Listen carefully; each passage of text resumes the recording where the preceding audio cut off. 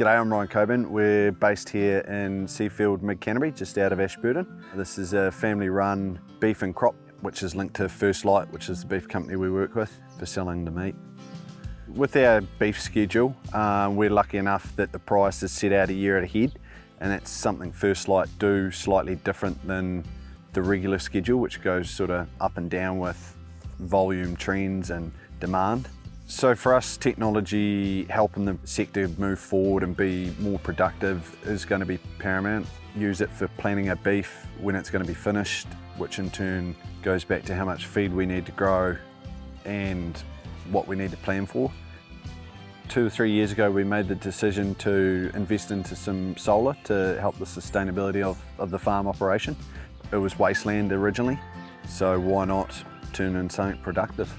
It's given us a bit of income when we're not using it, and then when we are using it for irrigation, it's just subsidising the electricity bill. And we've got apps set up for our solar systems that we can look at on farm, see how much is getting produced in terms of electricity going back to the grid if we're not using it, and vice versa. We can see how much electricity is being used through the pivot, through how much is being generated through the solar.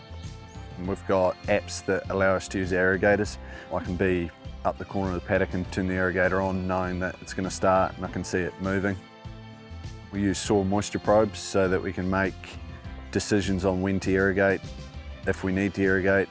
If there's a weather event coming, we can say, right, we'll turn them off because we think we're getting moisture out of the rain, so we're saving instead of using irrigators.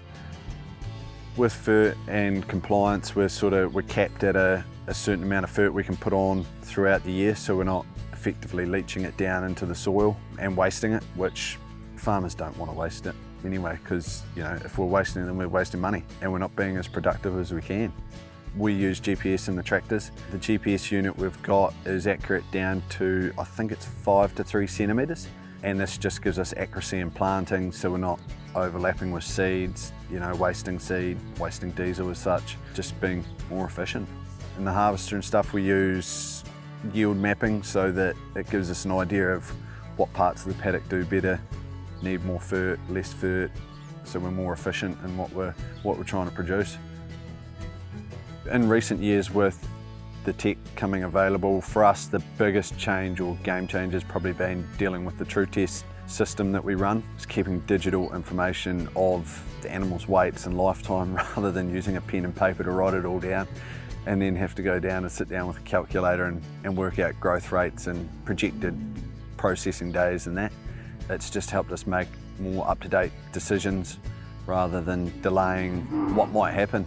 We can finish weighing cattle, make a decision straight away rather than a day later adding up the numbers and then making a decision. We can make decisions on the spot.